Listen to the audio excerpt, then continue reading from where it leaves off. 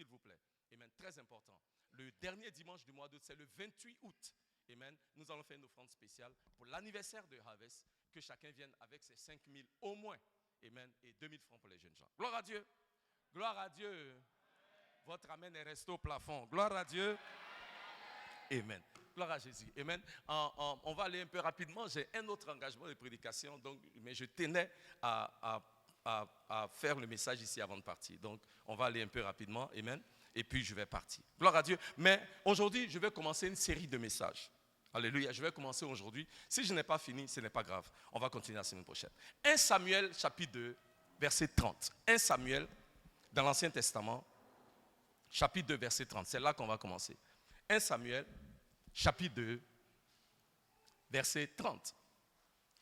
C'est pourquoi. Est-ce qu'on peut se lever, s'il vous plaît, pour la lecture de la parole? C'est pourquoi, voici ce que dit l'Éternel, le Dieu d'Israël.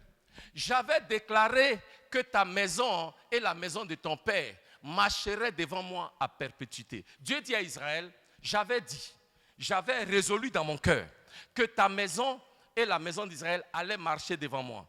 Alléluia. Allaient me servir. Et néanmoins, point. Et maintenant, néanmoins, cependant, dis après moi, cependant, dit l'Éternel, loin de moi, car j'honorerai celui qui m'honore, mais ceux qui me méprisent seront quoi? Méprisés. Alléluia. Dieu dit, voici ce que je voulais faire, mais je change d'avis. Pourquoi? Parce que Israël ne m'a pas honoré, parce que Israël m'a méprisé. L'une des manières par lesquelles nous ne prenons pas le temps d'honorer Dieu, l'une des manières par lesquelles nous méprisons Dieu, c'est par le thème que je vais aborder en cette saison, c'est celui de la familiarité. Yeah. Alléluia. Donc dis à quelqu'un avant de t'asseoir, mon frère, ma soeur, ne te familiarise pas avec Dieu et les choses de Dieu. Amen. Veuillez vous asseoir. Bien-aimés, il est établi que l'un des ennemis du progrès, de l'avancée du peuple de Dieu dans la vie, c'est un ennemi appelé la familiarité. Alléluia. Cet ennemi-là attaque ta ferveur spirituelle, ta vitalité et ta productivité dans le Seigneur. Alléluia. C'est un ennemi redoutable. C'est quoi la familiarité? Nous pouvons définir la familiarité comme étant un état dans lequel nous maintenons une relation ou une attitude dans une relation d'indifférence, de nonchalance et de manque de respect. On parle de familiarité quand dans la relation, nous manifestons une forme d'indifférence, de nonchalance et de manque de respect. Une autre définition de la familiarité est que la familiarité, c'est quand quelqu'un vous connaît si bien que cela conduit cette personne-là à perdre le sens d'admiration, de respect et de révérence qu'elle a pour vous. La familiarité, c'est quand quelqu'un vous connaît si bien que la personne, avec le temps, a perdu son sens d'admiration, de respect et de révérence pour vous. Cela fait que nous sommes souvent alors en careless. Le mot en anglais, c'est nous ne prenons pas soin de la relation et des opportunités qui auraient pu nous ajouter de la valeur parce que nous sommes devenus familiers. Cela fait que nous ne donnons plus à la chose ou à la personne la valeur qui devait lui revenir. Les enfants d'Israël ont beaucoup souffert parce qu'ils n'ont pas reconnu le jour de leur visitation. Parce que c'est ce que la familiarité fait. Ça va voiler ton visage pour ne pas que tu reconnaisses le jour de la visitation du Seigneur. La Bible nous dit qu'ils ont regardé le Seigneur Jésus, l'envoyé de Dieu, et ils l'ont appelé celui-là qui est simplement le fils du charpentier. C'est comme ça qu'ils l'ont vu, pas plus. Et aujourd'hui, dans l'Église, il y a beaucoup de personnes qui ratent la visitation de l'Éternel. Il y a beaucoup de personnes qui ne sont pas même de discerner la visitation de l'Éternel dans leur vie parce que nous sommes devenus familiers avec les choses de Dieu. Mais cette semaine, en cette saison, cela va changer.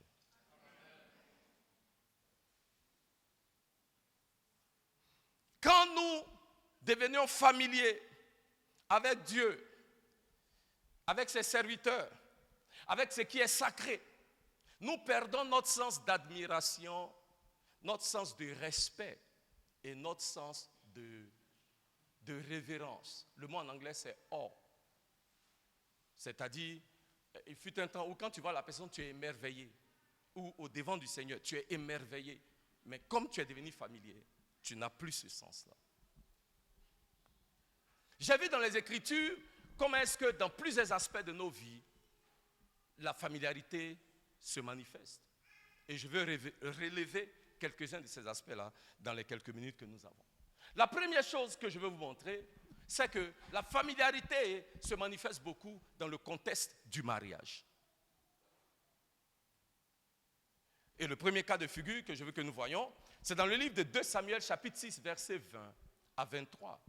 2 Samuel chapitre 6, versets 20 à 23. La Bible dit que David a fait venir l'arche de l'alliance à Jérusalem. Et lui qui est le roi a commencé à danser. Il a enlevé ses vêtements. Le roi a dansé devant l'arche de l'alliance. Vraiment, il a dansé. Et sa femme, qui était la fille du roi qui était là avant, Saül, Michal, elle regarde son mari. Et puis regardez ce qu'elle lui dit. David s'en retourna pour bénir sa maison et Michal. Il est venu même pour la bénir. Fille de, je me trompe toujours, c'est Saul ou bien c'est Saül? Merci, Saül. Fille de Saül sortit à sa rencontre. Elle dit, quel honneur aujourd'hui pour le roi d'Israël de s'être découvert aux yeux de ses servantes et de ses serviteurs, comme se découvrirait un homme de rien. C'est sa femme qui lui parle comme ça. Verset 21.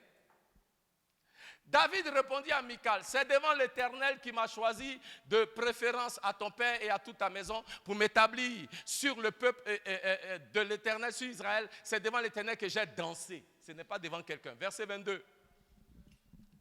Je veux paraître encore plus vil que cela et m'abaisser à mes propres yeux. Néanmoins, je serai en honneur auprès des servantes dont tu parles.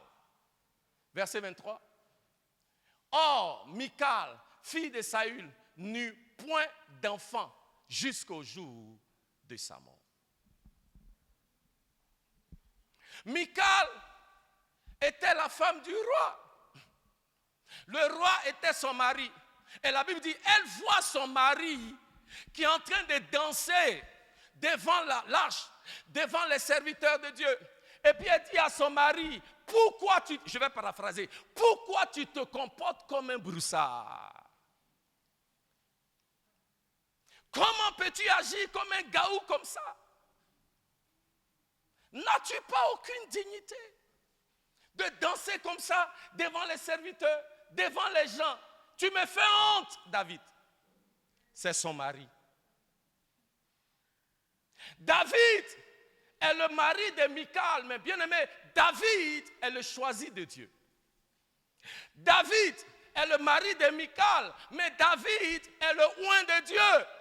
David est le mari de Michal, mais David est aussi le roi d'Israël. Si ce n'est pas la familiarité, elle ne peut pas lui parler comme ça. Mais je suis sûr qu'ils se sont mariés au début là, elles n'étaient pas comme ça. Souvent le problème c'est qu'avec le temps, on perd notre sens d'admiration, même dans le mariage. Et je veux parler à des couples mariés. Ne perdez pas votre sens de quand il fut un temps où quand ton mari arrive là, tu lui dis de s'asseoir, tu enlèves même son pied, tu laves ses pieds d'abord. Maintenant là, mais quand il vient de loin comme ça, tu dis enlève tes chaussures là-bas avant de rentrer ici. Non, si, c'est la familiarité, ce n'est pas normal. Le sens d'admiration, de respect que tu as eu pour ton mari et aussi pour ta femme. Je parle dans les deux sens. Ne perds pas ce sens-là. Et bien souvent dans les mariages, nous perdons cela. Et le mot en anglais c'est « You are taking me for granted ». Je ne sais pas comment traduire ça en français, mais c'est beaucoup utilisé par les anglophones. On dit dans une relation, quand on est beaucoup ensemble, tu dis à ton partenaire, quand tu commences à avoir certains comportements, ton partenaire va te dire « You are taking me for granted ». Ça veut dire que comme je suis là, maintenant, tu me prends comme ça fait rien. Mais ça arrive dans les couples parce qu'on est devenu familier. Et c'est très fréquent dans la vie de beaucoup de couples. Michal, qui parle de la sorte à son mari, qui est le roi, le choisi de Dieu, le oint de Dieu, sans aucune forme de révérence. Et la Bible dit, à cause de ça, elle est devenue quoi? Elle est devenue quoi? Je prie que tu ne perdes jamais la saison de la visitation de l'Éternel dans ta vie. La familiarité, et à cause même de la familiarité, beaucoup de couples des problèmes dans le foyer, des couples même qui se quittent. Parce qu'on a perdu notre sens d'admiration, de respect et de révérence les uns pour les autres. Et pourtant, ce n'était pas toujours comme ça. Mais avec le temps, on s'est familiarisé et voici ce qui arrive. 2. La familiarité est beaucoup manifestée avec les gens qui te sont proches et puis les amis.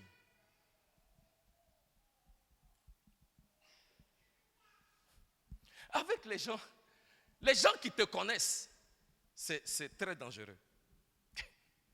Quand j'étais jeune, il y a 2 choses que je faisais bien. Moi, j'ai grandi à Trècheville. Je jouais bien au football, donc j'étais connu. Et ça va vous surprendre, mais j'étais un grand danseur. Et on m'invitait partout pour danser. Et comme je jouais au football et que les gens me connaissaient, et que j'étais un grand danseur, j'avais un petit nom que les gens utilisaient. Et on m'appelait Dibes. Okay. Et donc souvent, je ne sais pas si quelqu'un m'a déjà entendu appeler ma femme Madame Dibes. En fait, c'est le nom qu'on m'avait donné quand j'étais jeune et quand je faisais mes mouvements. Amen. Ouais. Donc si quelqu'un m'appelle Dibes, c'est que vrai, il m'a connu à la cité policière. Quand j'avais entre peut-être 10 ans et 14 ans. Ou je dirais 15 ans. Et on m'a invité en France. J'étais orateur à une conférence. Et j'arrive, je prêche. Et j'ai fini de prêcher. Et je suis en train de partir. Et puis, le protocole de l'église est derrière moi. Et puis, je m'en vais. On dit non, faites. Dégagez. L'orateur arrive. Et puis, pendant que je m'en vais, il y a un vieil ami à la cité policière. Il me voit.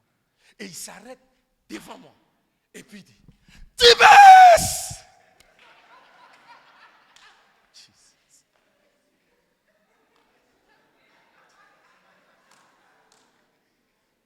Je le regarde comme ça. On dirait que je vais lui gifler. Je dis, comment tu peux m'appeler Dibes ici, là, maintenant, là? Il veut dire aux gens, il me connaît, quoi. Mais Dibes, c'est moi, la cité. Et puis maintenant, il va expliquer. Aïe, ici, là, c'est Pasteur Tibi. Mais il me connaît. Vous comprenez? Donc les gens qui sont proches, c'est dangereux. J'ai ma petite soeur qui est ici. Et quand elle me voit, elle dit, ah, ça c'est mon grand frère. Et on a grandi à la maison ensemble, on a joué ensemble. Donc quand je suis venu comme missionnaire ici, donc elle, pour elle, c'est son grand frère qui est venu. Donc on fait le ministère. Et un jour, on m'a invité dans une église.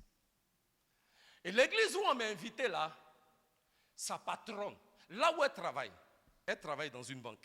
La banque où elle travaille là, sa patronne est dans cette église-là. Et ce jour-là, dans l'église où on m'a invité, le Seigneur m'a utilisé d'une manière extraordinaire.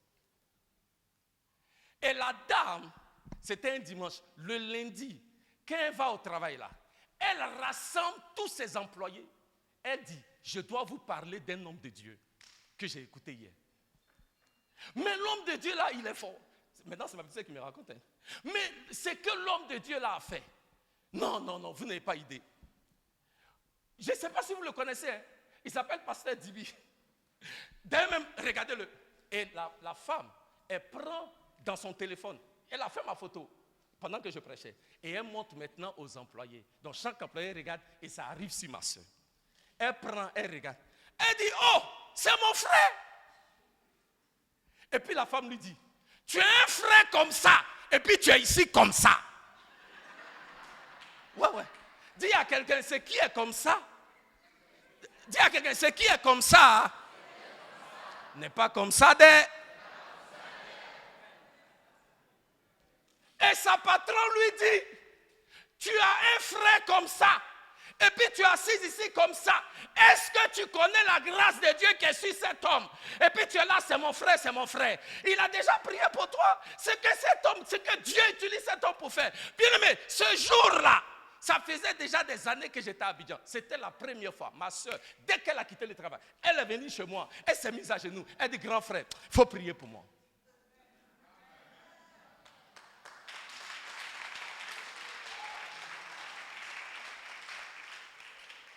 Et depuis cette expérience, de temps en temps, elle s'arrête, me fait offrande. Oui, ma soeur. Qu'est-ce que je veux dire? Parce qu'il y a une forme de familiarité qui s'installe, surtout avec les gens qui sont proches de nous et qui sont de notre famille. 3. La familiarité, bien aimé, les Écritures nous montrent, est la seule chose qui a le pouvoir de neutraliser le plus grand don de Dieu. Qui est le plus grand don de Dieu? Aidez-moi. Qui est le plus grand don de Dieu? Jésus. La seule chose qui peut neutraliser la puissance de Jésus, c'est la familiarité. Laissez-moi vous montrer. Marc chapitre 6, verset 1. La Bible dit, Jésus partit de là et s'est rendu dans quoi? Il est parti où? Dans quoi? Dans sa patrie. Ses disciples le suivirent. Verset 2. Quand le sabbat fut venu, il se mit à enseigner dans la synagogue. Beaucoup de gens qui l'entendirent étaient étonnés et disaient, la Bible dit, étonné veut dire, ils étaient émerveillés. Dans la Bible en anglais, c'est des marveled. Ils étaient émerveillés et disaient, d'où lui viennent ces choses? Quelle est cette sagesse? Qui lui a donné? Et comment de tels miracles se font-ils par ses mains? Les gens regardent Jésus et puis disent, non, ce n'est pas possible. C'est extraordinaire ce que Dieu fait avec lui. Mais il est fort, il est puissant. Et soudainement, les gens s'arrêtent et regardent ce qui se passe. Verset 3. Il est puissant, hein? Mais attends, est-ce que ce n'est pas dit, on le connaît ici? Et puis il commence. Mais c'est le fils du charpentier là. C'est le fils de Marie. Celui-même, on ne connaît même pas son papa. Le frère de Jacques, de Joseph, de Juge et de Simon. Et ses sœurs ne sont-elles pas ici parmi nous? Et ils étaient pour eux une occasion de chute. La Bible en anglais dit, et ils étaient offensés par ce qu'il disait et le fait que lui étant le fils de Marie, on est ensemble ici là. Il veut dire quoi? Verset 4. Mais Jésus leur dit, un prophète n'est méprisé que dans sa patrie. Bien aimé, voici une des choses avec la familiarité, c'est que la familiarité engendre toujours une forme de mépris. Et par la grâce de Dieu, comme c'est une série, on va se parler.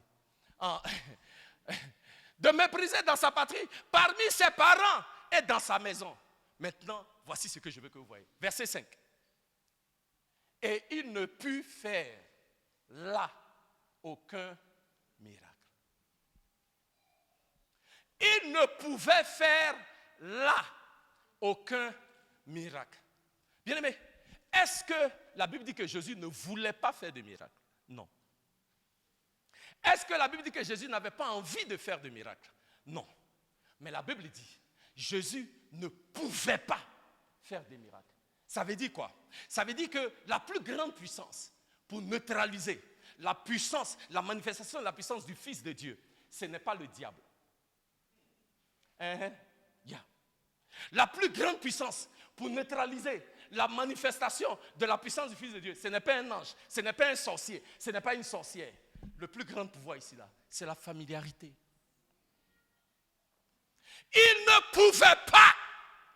Bien-aimé, laissez-moi vous aider. Si Jésus, qui est le Fils de Dieu, ne pouvait pas agir en puissance parce que les gens sont devenus familiers avec lui et avec son onction, nous autres là, nous on est morts.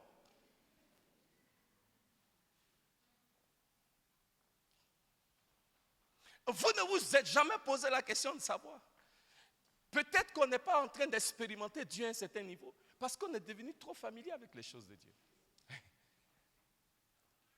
Le plus grand obstacle à la manifestation de la puissance de Jésus dans la Bible, lisez vos Bibles, c'était la familiarité. Ce n'était pas un sorcier, ce n'était pas une sorcière. C'est parce que les gens étaient devenus familiers avec le Seigneur. Et la Bible dit, à cause de leur familiarité, Jésus qui guérissait les malades, ressuscitait les morts, il était même dans la ville à côté. Lisez le chapitre 5, à Capernaum. Toutes les grandes choses qu'il a faites, il arrive à Nazareth. Ça ne démarre pas. Yeah. La familiarité est une chose dont vous et moi devons avoir peur. Alléluia. 5. Oh, 4. C'est 4, non? Les Écritures nous montrent que la familiarité est l'une des causes principales de la sécheresse spirituelle. Il y a beaucoup de sécheresse dans la vie du peuple de Dieu. Pourquoi? Parce que nous ne recevons pas. Et si nous ne recevons pas, nous ne pouvons plus porter de fruits. Alléluia. Si nous ne recevons pas, nous ne pouvons plus porter beaucoup de fruits. Et l'une des raisons pour lesquelles nous ne recevons pas, c'est que nous sommes devenus familiers avec Dieu et avec les choses du Seigneur. Donc on n'est plus à même de recevoir parce qu'on vient à l'église, on ne vient plus à l'église, nous attendons à recevoir. On est devenu familier avec l'onction de Dieu, avec la présence de Dieu, avec la grâce de Dieu. Et on ne sait plus comment recevoir de cette grâce-là que le Seigneur veut nous donner. Et à cause de cela, nombreux parmi nous, nous entrons dans une saison de sécheresse.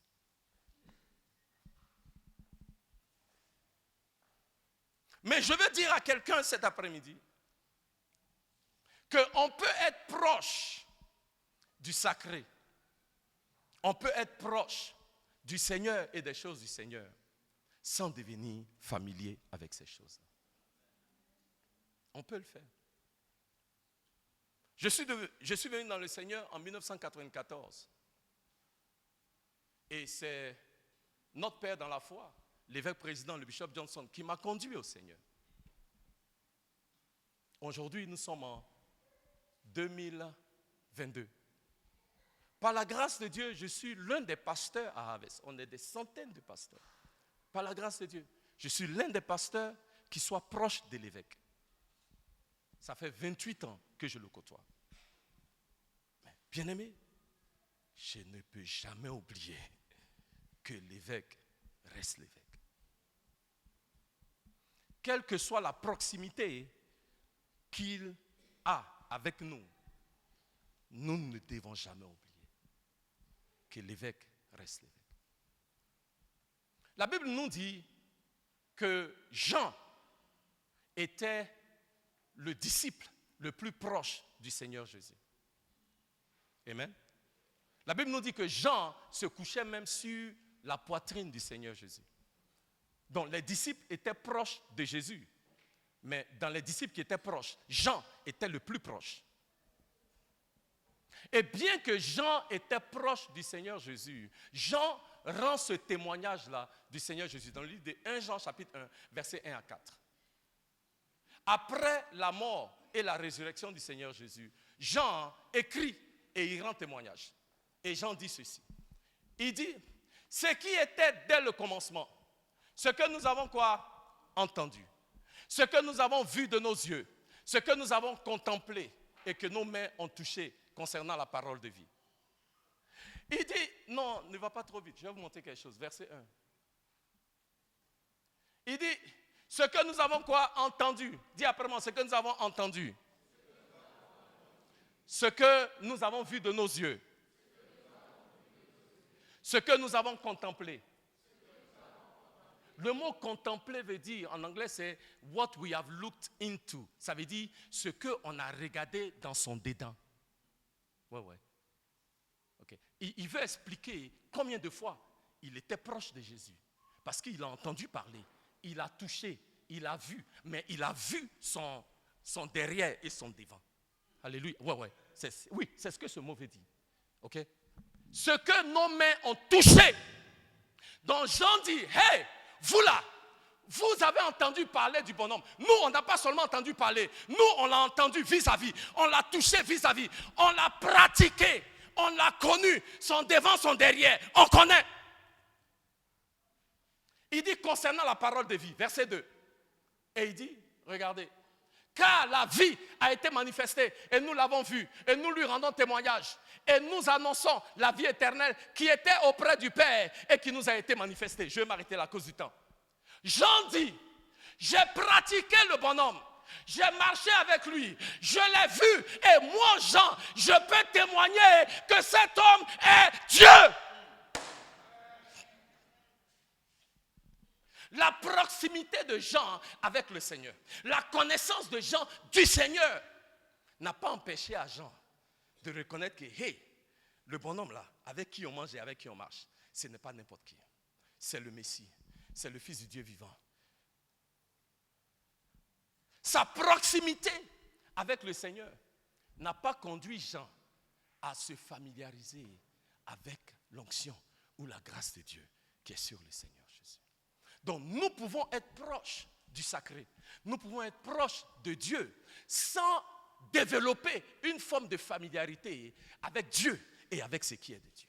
Jean en est un exemple. Alléluia. Deuxième exemple. Jean chapitre 11, versets 21 et 22. La Bible nous parle de Lazare. Qui connaît l'histoire de Lazare? Lève la main que je vois. Qui connaît l'histoire de Lazare? Très bien. Lazare est mort. Et les sœurs de Lazare, Marie et Marthe, ont envoyé un message à Jésus pour lui dire, celui que tu aimes est mort. Alléluia. Maintenant, écoutez-moi très bien. Quand Lazare est mort, Marie et Marthe, elles ont pleuré pour deux raisons. La première raison pour laquelle elles ont pleuré, c'est qu'elles ont perdu leur frère. C'était un être cher. Ça faisait mal. Ça, c'est un. Mais la deuxième raison pourquoi elles ont pleuré, c'est parce que Lazare était l'homme qui apportait la nourriture dans la maison.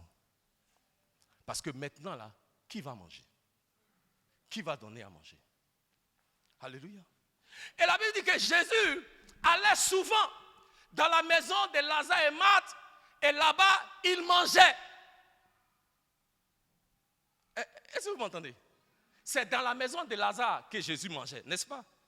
Il faut dire n'est-ce pas? Très bien. Donc, elle lui envoie un message.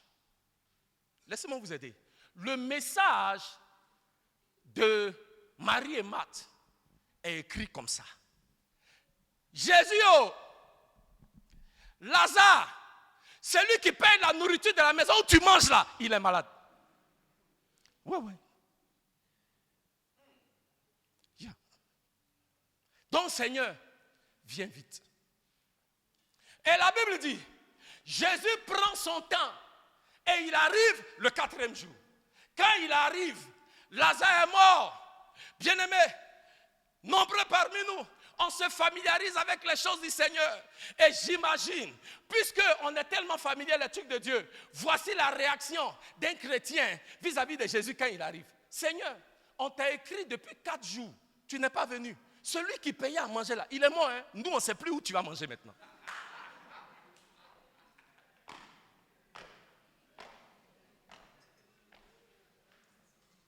Yeah.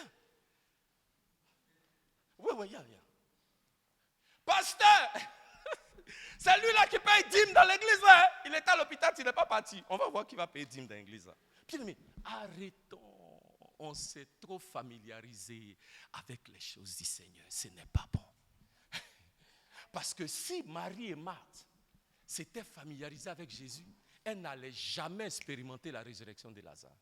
Et je m'explique. Parce que la Bible dit, en dépit du fait que Marie et Marthe connaissaient bien le Seigneur, en dépit du fait qu'ils venaient manger dans leur maison, en dépit du fait que Jésus venait, c'est là-bas il était, il mangeait là-bas, elles l'ont vu manger. Qui vous a dit que souvent quand on mange, on va aux toilettes. Ce n'est pas dans la Bible, mais peut-être Jésus est parti aux toilettes, il est sorti. Il y a des gens, quand ils vont aux toilettes, il faut laisser. Tout ça là, elles ont expérimenté. Mais quand Jésus revient, elles disent, verset 21, Seigneur, ça fait 4 jours, mais Seigneur, m'a dit à Jésus, Seigneur, si tu eusses été ici, mon frère ne serait pas mort. Pourquoi? Parce que bien que Marthe voyait Jésus venir manger dans leur maison, Marthe sait que dans ces Jésus-là, il y a quelque chose. Dans ces Jésus-là, il y a une puissance. Dans ces Jésus-là, il y a une grâce. Ce n'est pas un homme ordinaire. Ce n'est pas un homme comme les autres. Donc même si ça fait 4 jours, ce Jésus-là est capable. Et elle continue, regarde le verset 22. Elle dit, mais maintenant même, dis après moi, maintenant même,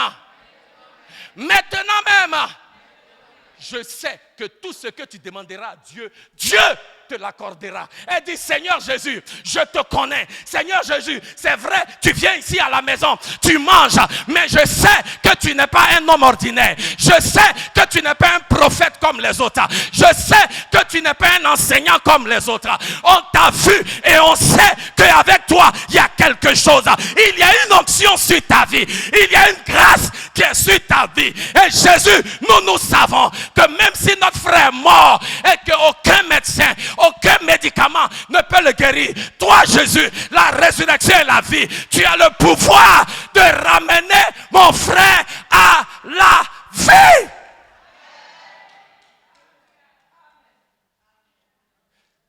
Quand je lis le passage, je me suis rendu compte que bien que Jésus mangeait tous les jours dans leur maison, elles ne se sont pas familiarisées avec la grâce et l'onction qui est sur sa vie.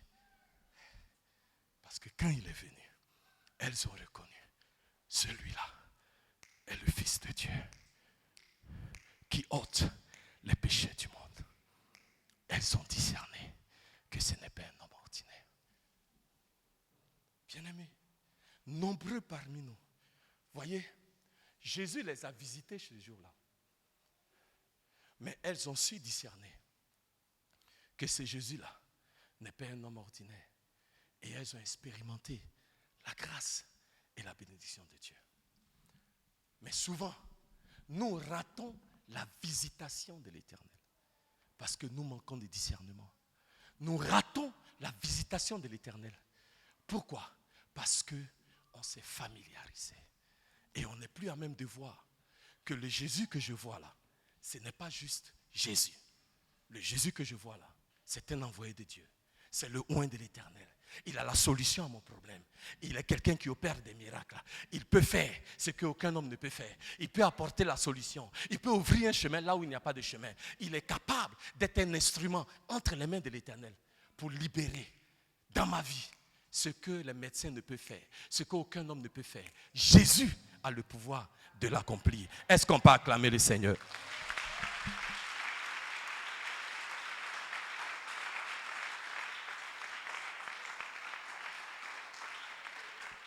Je vais m'arrêter là pour aujourd'hui parce qu'il faut que je parte. Je vais continuer la semaine prochaine et je vais vous montrer comment la familiarité se manifeste, comment c'est dangereux. Je vais vous montrer partout dans d'autres exemples dans les Écritures.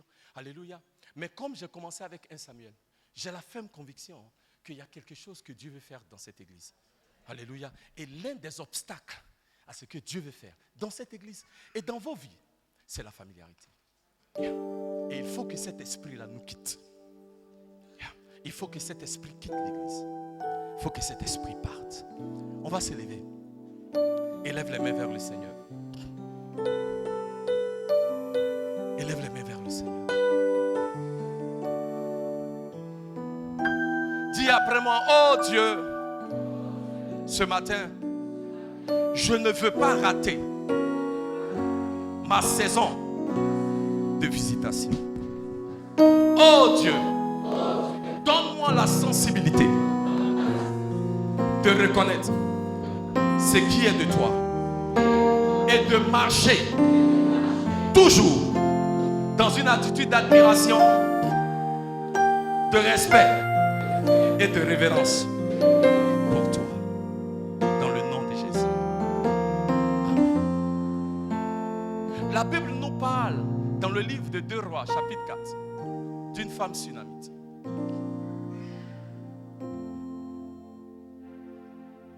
Et le prophète Élisée. Et la Bible dit, le prophète Élisée passait chaque fois dans la ville. Et c'est dans la maison de cette femme qu'il mangeait. Chaque fois, il passe, c'est là qu'il mange. Chaque fois, il passe, c'est là qu'il mange. Chaque fois, il passe, c'est là qu'il mange. La Bible ne nous dit pas qu'il lui a demandé quelque chose. Mais la Bible dit, un moment arrivé, on ne sait pas pendant combien de temps Élisée a mangé dans sa maison. Mais un moment arrivé, un moment venu là, elle s'est tournée vers son mari. Et elle dit, mon mari, attends, il y a un homme de Dieu qui vient ici tous les jours là pour manger là. Ce n'est pas juste un mangeur. Mais mon mari, I perceive in my spirit. C'est-à-dire, je perçois dans mon esprit. Je sens dans mon esprit. Je sens dans mon cœur que cet homme est un serviteur de Dieu. Ce qu'elle veut dire, c'est quoi? Ce qu'elle veut dire, c'est que je sens dans mon esprit que cet homme a quelque chose. Je sens dans mon esprit que cet homme est réellement un représentant de Dieu. Je sens dans mon esprit que cet homme est un homme que Dieu envoie vers nous pour être une bénédiction et une grâce. Bien-aimés, imaginez-vous si cette femme s'était familiarisée avec l'homme de Dieu parce qu'il mange. Il y a des choses que je ne vais pas dire ici, peut-être la semaine prochaine. Parce qu'elle lui donne à manger. Faisons attention. Et qu'elle développe une forme de mépris vis-à-vis de l'homme de Dieu parce que c'est elle qui le nourrit. Elle n'allait jamais expérimenter le miracle de l'enfantement qu'elle avait. Elle dit, mon mari, on va continuer de lui donner à manger, mais on ne va pas seulement lui donner à manger. On va construire une chambre dans notre maison spécialement pour lui. Cette femme, elle n'a pas raté le jour de sa visitation. Et c'est ma prière pour vous. Peut-être la semaine prochaine, je vais vous parler aussi du jour de la visitation d'Israël à la naissance du Seigneur Jésus. Mais ma prière est que vous ne ratiez pas le jour de votre visitation. Parce que Dieu a visité cette femme de par le prophète Élisée. Et il a accompli dans la vie de cette femme ce qu'aucun homme, aucun médecin, aucun sorcier, aucun marabout ne pouvait accomplir pour cette femme. Pourquoi? Parce qu'elle n'est pas devenue, elle ne s'est pas familiarisée avec la grâce et l'onction sur la vie de l'homme de Dieu. J'ai dit à quelqu'un, si tu ne vas pas respecter l'homme de Dieu, respecte le Dieu de l'homme.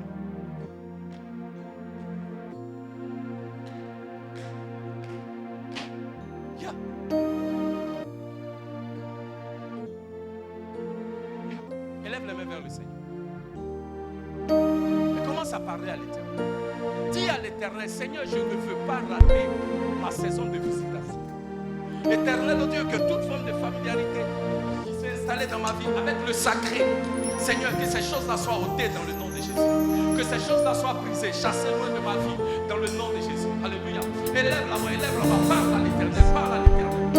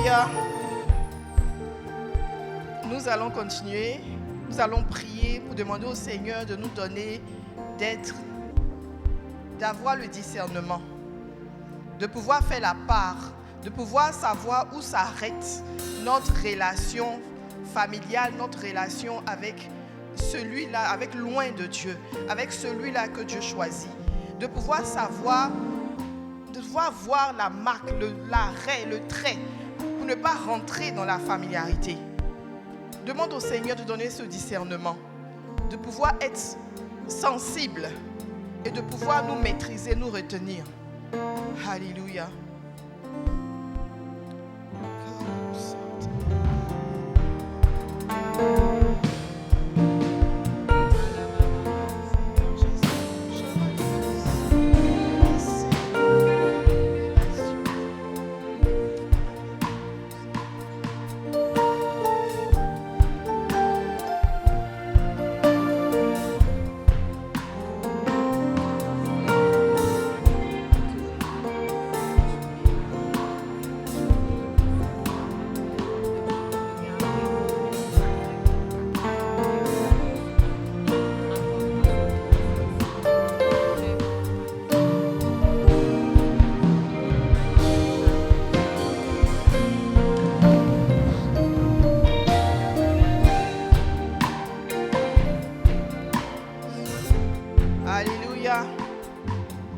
Acclamer le Seigneur pour cette parole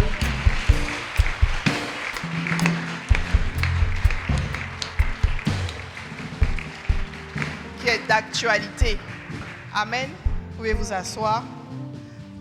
Le pasteur, juste petit rappel, a dit que la familiarité se développe dans le cadre du mariage. Il est facile pour une femme, pour un homme de rentrer dans la familiarité et ne pas pouvoir discerner la grâce de Dieu dans la vie de son conjoint. Amen. Donc il faut faire attention. Pendant que peut-être le conjoint parle, tu peux t'imaginer d'autres choses qu'il fait à la maison ou qu'il dit et tu n'es pas en train de recevoir ce que le Saint-Esprit est en train de faire au travers de lui. La familiarité peut s'installer dans le cadre de l'amitié. Une grande amitié avec quelqu'un peut t'empêcher d'être réceptif. Ou le fait que ce soit ton frère, ta soeur, quelqu'un de ta famille. Il a dit que la familiarité, la plus grande puissance qui neutralise le pouvoir et la puissance de Jésus-Christ, c'est la familiarité. Ce ne sont pas les sorciers, ce ne sont pas les démons, mais c'est la familiarité. Il a dit que la familiarité peut être source de sécheresse spirituelle. Alléluia. Et il a donné des cas bibliques de personnes qui auraient pu être rentrées dans la familiarité parce que ayant côtoyé Jésus-Christ de près, mais qui ont su faire la différence, ont su faire mettre l'arrêt, là où mettre l'arrêt, alléluia, et cela leur a permis d'expérimenter la grâce et la bénédiction de Dieu. Gloire à Jésus. Nous allons encore acclamer le Seigneur. Comme je disais, c'est un message d'actualité. Et je crois que nous avons reçu quelque chose de grand et nous repartons enrichis et édifiés au nom puissant de Jésus-Christ. Amen. Nous continuons notre temps d'adoration, notre temps de culte avec nos dîmes et nos offrandes. Et je vais inviter tous nos frères qui ont préparé leurs dîmes à se lever pendant que les huissiers approchent les paniers. Nous allons prendre notre dîme, nous allons nous lever.